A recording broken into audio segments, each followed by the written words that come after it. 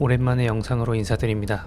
저랑 같이 모노레일 타고 하네다 공항 가면서 두런두런 이야기 나눠요.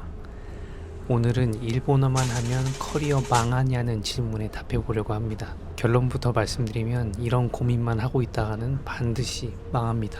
사실 저도 후회합니다. 영어 공부를 열심히 해서 지금 일본어 대신에 일본어 하는 만큼 영어를 유창하게 구사하는 사람으로 살고 있다면 직업 선택의 폭이 훨씬 넓어지지 않았을까. 한국이 아닌 곳에 살고 있을 수도 있죠. 또 한편 중국이나 베트남으로 제조 공장들이 다 넘어간다던데 한국의 주요 기업들이 자기들이 잘 해오던 사업을 중국으로 매각한다던데 지금도 그렇고 앞으로를 대비해서 중국어를 공부하고 중국 관련 회사에 취업하는 게 맞았던 거 아닌가. 근데 재밌는 사실은요, 이런 걱정을 하는 댓글이 이 캡틴 전 채널에 5년 전에도 달렸는데 아직도 저는 한국에 있는 일본계 회사에서 근속 9년을 꽉 채워가고 있습니다. 다른 일본계 회사 분위기를 잘 모르지만 제가 근무하는 곳은 모든 한국 직원들이 일본어를 아주 잘합니다. 이메일도 보내고 전화도 하고 자료를 만들어서 보고하는 일까지 포함하면 하루 8시간을 일한다고 했을 때 대여섯 시간 정도는 일본어를 계속 사용하는 것 같아요. 그런데 이런 회사에서 신입사원을 뽑으려고 해도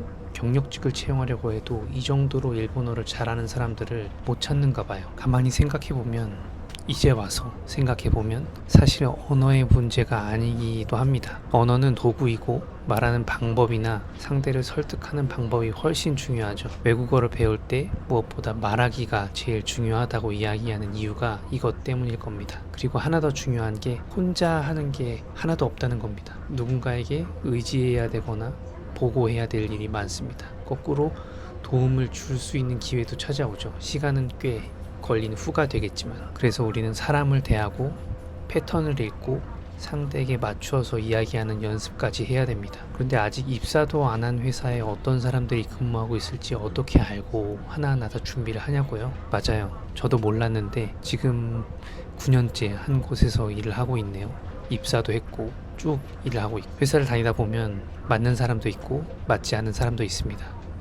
절대 저 사람하고는 맞지 않을 것 같다가도 적절한 선을 지키면서 할 일을 나누는 관계로 이어지기도 해요. 다시 한번 말씀드릴게요.